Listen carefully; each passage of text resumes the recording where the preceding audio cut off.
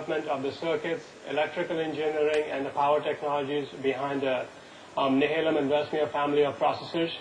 I also happen to be the interface to the process technology for our processors.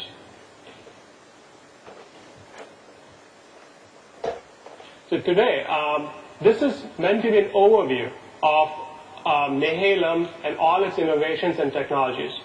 But the central theme we'll have today is extremely high performance on one end and extremely good energy efficiency on the other end.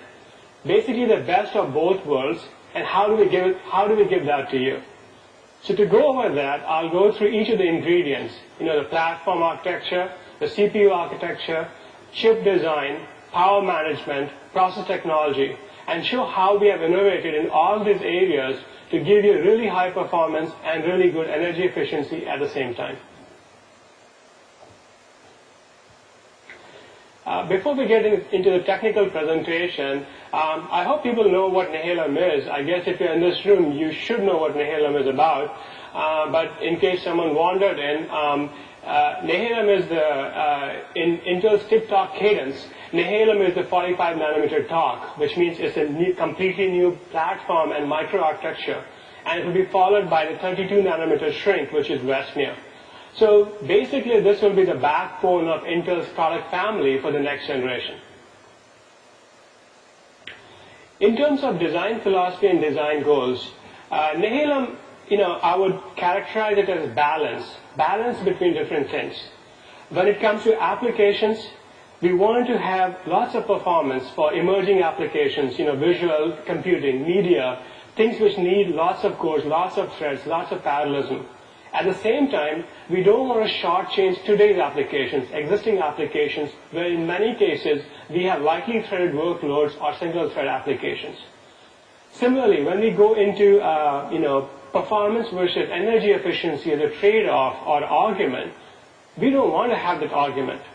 So the philosophy here, to take a car analogy is, we want to give you a race car, but we also want to give you a race car which gives you, the miles per gallons of an economy car. That's what we want to do. Next, in terms of segmentation, Nehalem isn't meant for just laptops or just servers. It's a big program which is modular in nature, and it's meant to give you the optimal products for the laptops, for desktops, for workstations, for servers, across the gamut of Intel products.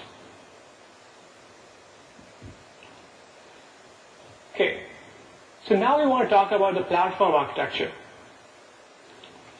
Nehalem, and I don't think I'm exaggerating, is the biggest change in platform architecture in about 10 years for Intel. So in a decade, this is the biggest change we have made.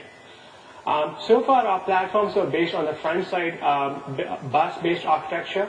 With this, we are going with two main ideas: QuickPath interconnect and memory controller integration.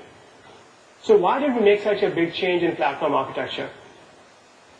As we make our processors faster and faster, and as we go from multi-core, many-core, more and more cores, and more threads, at some point, computation stops being a bottleneck. Getting to and fro from the computation, which is the memory system, becomes a bottleneck. So we have to solve that problem. So with Nehalem, what we have done for the high end is integrated the memory controller directly on chip. We have native DDR3, 3 channels of memory controller, of memory in there. What do we get from all of this? Well, the first thing we get is a massive increase in memory bandwidth, right? If you look at the example shown here for a dual processor or a dual socket system, we first have twice the number of memory controllers. We also have 3 channels instead of 2, and we have much higher frequency in DDR3 compared to DDR2. So to start off, we are at roughly 3.4x higher bandwidth, and this gap will only increase with time as DDR3 frequencies start getting mature. So the range should be between 3 and perhaps 4 to 6x of our present platforms. This indeed is massive, a massive change in bandwidth. The next thing we are doing is very short latencies. The latency, because of this memory controller integration for uniprocessor memory latencies, is about 40% better than our present system. So again, a good improvement in latency. Finally, all of this also gives you really good energy efficiency, which may be paradoxical. So what's happening is when we go from DDR2 to DDR3, voltages come down from 1.8 volt to 1.5 volt, which makes a pretty large difference in the total power and energy of the memory system itself.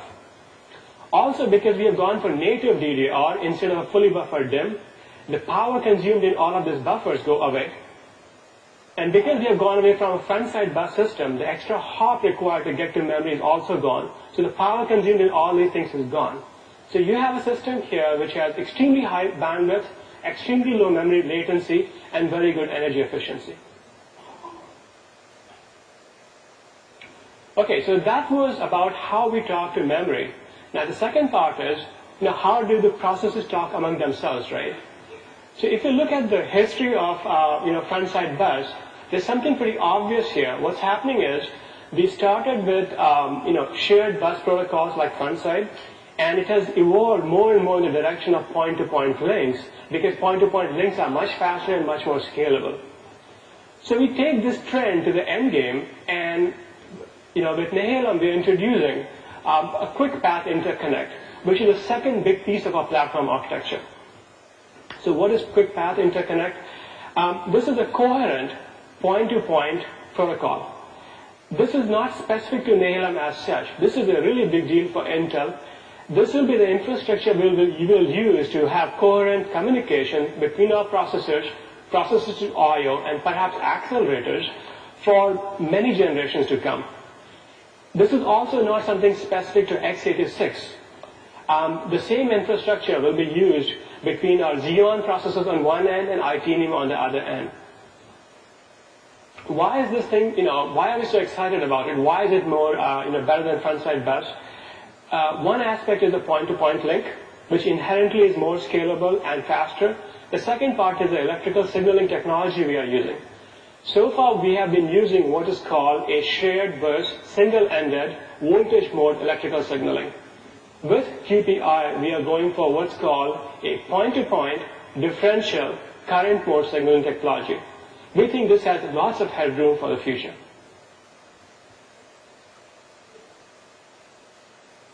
Okay, now I'll dive down in abstraction from platform to the CPU architecture itself. While we are talking a lot about multi-core and multi-threading, we indeed are giving a lot more performance boost by architecture performance improvement in Nehalem, what's called traditional IPC or instructions per cycle. Now this comes from many, many different ideas. So instead of going through each idea in detail, I want to talk about the philosophy behind these ideas rather than the ideas per se.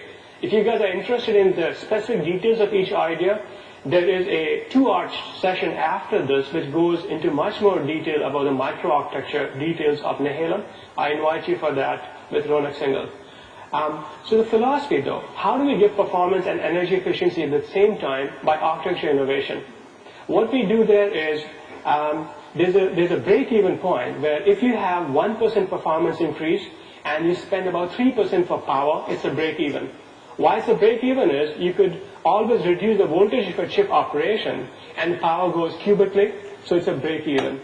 But we wouldn't be excited if all we did was 3 for 1, right? That would just be break-even. So what we have done is most ideas are 1 for 1 or better. That's really, really good if you want energy efficiency. And the poster child, one of my favorites, the poster child of how can you have very big boost in performance while having tremendously energy efficiency is what's called simultaneous multi-threading. So, well, this cute thing is supposed to show how it works. Multi-threading or hyper-threading is something Intel introduced, with Pentium 4. The concept is, as our chips have gotten wider and wider, it's difficult for one thread to keep the entire machine busy all the same time. You have, floating point execution engines, you have integer execution, you have memory pipes. It's difficult for one thread to keep everything busy. But instead, if you were to overlay 2 threads on the same core, the chances that all your execution resources actually getting utilized are much higher. And that's the definition of efficiency. This idea or this technology takes hardly any power and area, less than 5%. And when threads are available, it gives you a very good performance boost in the 20-30% range.